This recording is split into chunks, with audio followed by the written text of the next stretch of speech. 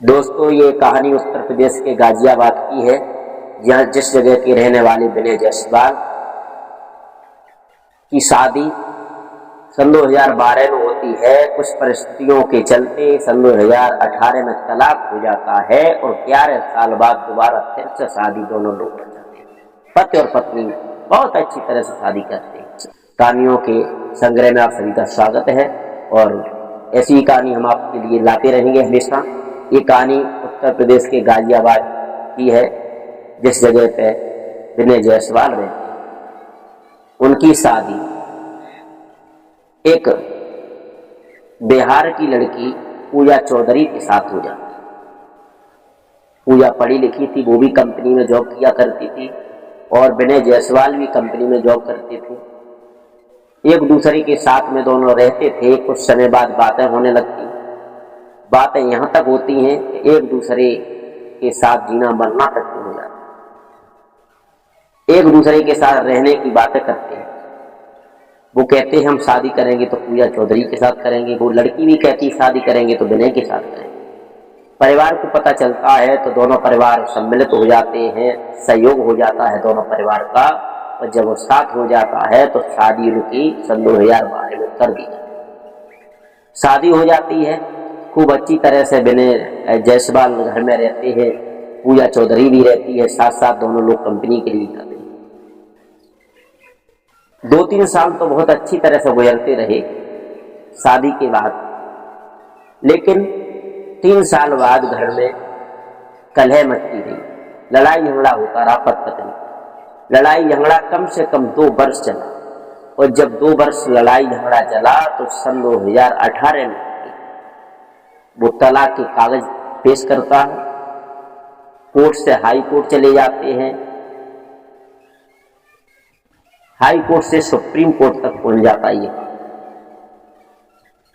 और जब मामला सुप्रीम कोर्ट ने देखा है, संज्ञान लिया है, तो पति पत्नी को अलग रहने का बात के सामने है। दोनों की तलाक हो जाती है, पति पत्नी अलग रहने लगते हैं। धीरे धीरे समय व्यतीत होने लगा, पूजा चौधरी भी अलग रहती है, वो पति विनय जायसवाल भी अलग रहता है। समय व्यतीत होने लगा, एक दूसरे से कोई नहीं। कुछ दिन बाद विनय को हार्ट अटैक पड़ जाता है। डॉक्टरों के पास पहुंचाया जाता है तो डॉक्टर कहते हैं इनकी सुपर सर्जरी होगी तो ये ठीक हो जाएगी। ये बात उनकी पत्नी, जो तलाकशुदा पत्नी थी पूजा चौधरी, उसे पता चलती है कि मेरे पति बीमार पड़ गए। तो वो भाग करके जाती है, पति के पास में पहुंचती है, सारी बात पूछती है तो पत्नी रोने लगती है। पत्नी कहती है हम तुम्हारे पास से बिल्कुल नहीं जाएंगे, जो कुछ हुआ वो ठीक हुआ, अब हम एक ही साथ रहेंगे। कुछ मीडिया के रिपोर्टर्स बताते हैं, विनय कहते हैं कि जब हमारी तलाक हुई थी उस वक्त भी हम दोनों ने मिलकर एक साथ ही बैठ कर भोजन किया। और जब विनय को देखकर वो पत्नी भावुक हो जाती है, बीमारी को देखकर भावुक हो जाती है, तो एक दूसरे के साथ फिर से रहने के लिए तैयार हो जाती है। जब तैयार हो जाती है तो दोबारा फिर से विधि विधान से शादी करते हैं और अच्छी तरह से रहते हैं। दोस्तों, ये जो कहानी है किसी को परेशान करने के लिए नहीं, ये कहानी जो मैं आप लोगों को सुना रहा हूँ, समाज को जागरूक करने के लिए सुना रहा हूँ कि पति और पत्नी में ऐसे रिश्ता होने चाहिए कि छोटी छोटी बातों पे घर में लड़ाई झगड़ा नहीं करना चाहिए, किसी बात को लेकर बाहर नहीं बताना चाहिए, अपने जो घर की बात है घर में रखना चाहिए। क्योंकि जो पति पत्नी के रिश्ते होते हैं वो जिंदगी रूपी एक रथ के पहिए तरह हुआ करते हैं। जिस रथ का एक पहिया कमजोर पड़ जाता है वो आगे नहीं बढ़ पाता है।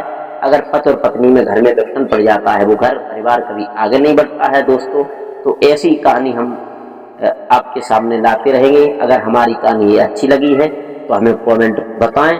अगर हमारे चैनल पर नए मेहमान दर्शक बन के आए हैं तो हमारे चैनल को सब्सक्राइब जरूर कर लें और हमारे चैनल को शेयर भी करते रहें।